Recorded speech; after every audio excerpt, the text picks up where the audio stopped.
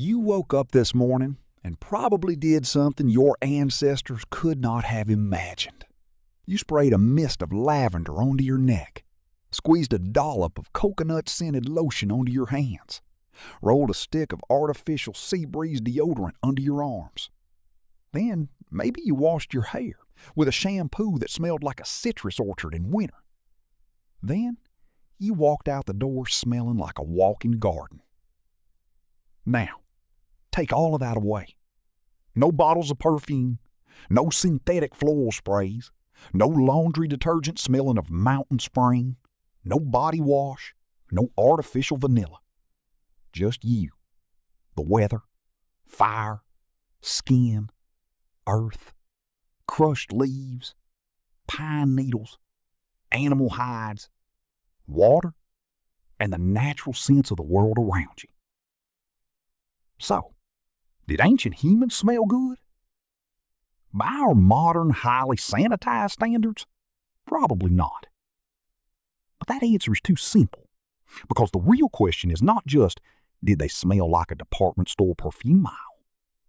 The real question is, what did good actually mean before we invented artificial fragrances?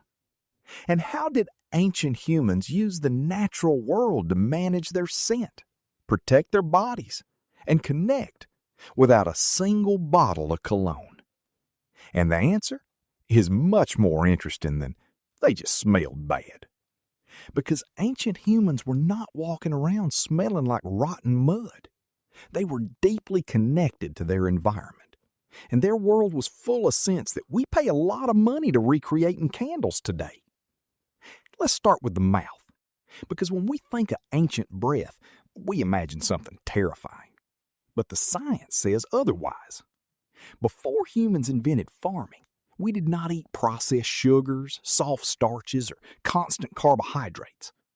Early hunter-gatherers ate wild game, nuts, fibrous roots, berries, and greens.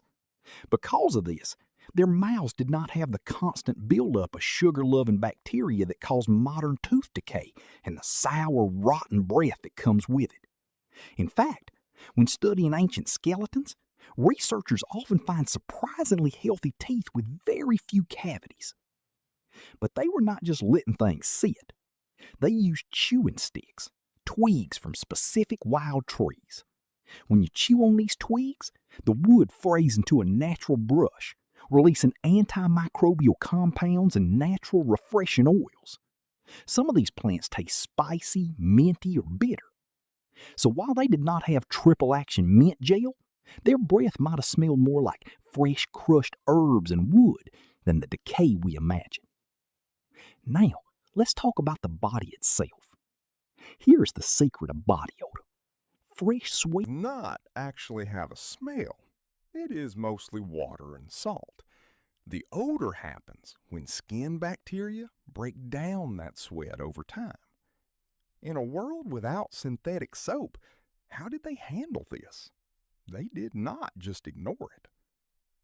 Humans have a long history of using nature to mask, modify, or cleanse their body scent. Long before modern cologne, humans used what was around them. Animal fats mixed with crushed, fragrant flowers, natural resins from trees like pine, fir, or myrrh, clays and volcanic ash that naturally absorb oils and sweat.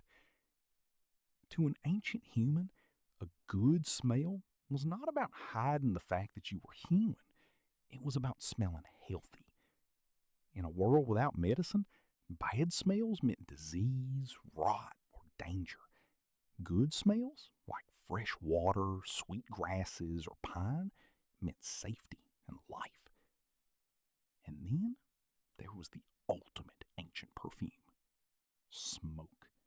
If you lived in an ancient camp, you were almost always near a fire. Fire was cooking, warmth, protection, and light.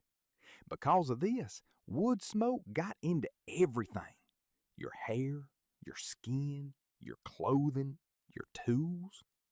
To us, a smoky smell is something we try to wash out of our clothes after a weekend camping trip. But to an ancient human, The smell of wood smoke was the smell of home. It meant the predators were kept away. It meant food was cooking. It meant your tribe was near. Wood smoke also has natural antimicrobial and insect-repelling properties. By smelling like smoke, you were actually keeping pests away.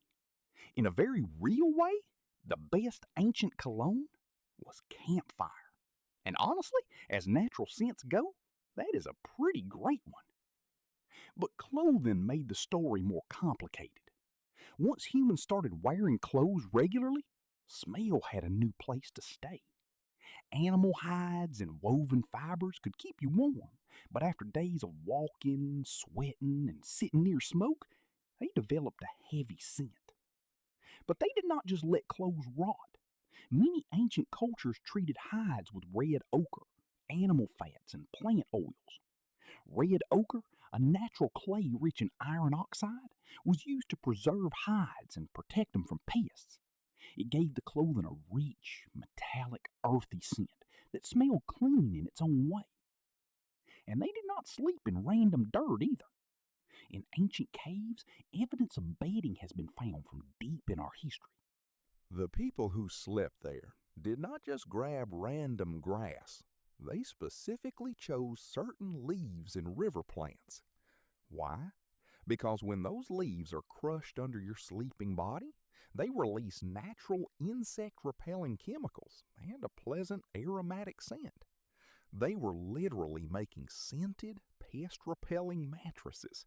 It was not about luxury. It was about surviving the night without being eaten alive by insects. But a side effect was that they went to sleep smelling like fresh, crushed leaves. Now let's talk about hair. Without shampoo, you might think ancient hair was just a matted, smelly mess. But hair was deeply cultural. It was combed, braided, bound with leather, and decorated. We have ancient combs made of bone and wood dating back thousands of years. Grooming was not just a chore, it was social glue.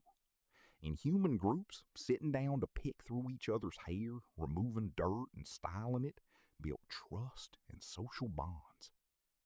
To keep hair clean and protect it from pests, they used natural ingredients. Red ochre, animal fats, and plant oils were applied to the hair. While animal fat might sound greasy to us, when mixed with aromatic resins or dried flowers, it protected the hair from the elements, kept insects away, and gave it a distinct, earthy, pleasant scent. And let's not forget water. Ancient humans did not hate washing. They lived near rivers, lakes, and coasts because they had to. They swam, rinsed off, and used sand or ash as natural exfoliants to scrub away grease and sweat. While they did not have a scheduled quick shower every morning, they washed when they needed to, using the natural flow of clean rivers. The smell of fresh water and clean skin was just recognizable to them as it is to us. So, did ancient humans smell good? If you put an ancient hunter-gatherer in a modern elevator, people would probably step away. They would smell intensely of wood smoke, earth, animal fats, crushed herbs, and human skin. But if you put a modern person in an ancient camp, they might think you smelled bizarre. Your synthetic lavender, artificial mint, and chemical deodorants would smell completely unnatural. To them, you might smell like a toxic flower or a chemical storm wearing pants. Because good is not a universal truth. It is a cultural agreement. Today, we have agreed that good means smelling like nothing, or smelling like a laboratory's version of a fruit basket. But for most of our history, smelling good meant smelling like the earth. It meant wood smoke, sweet grasses, fresh pine, and the healthy scent of a body that was clean enough to survive. Your ancestors did not have our bottles, but they had the entire forest. And maybe, just maybe, they did not smell half bad after all.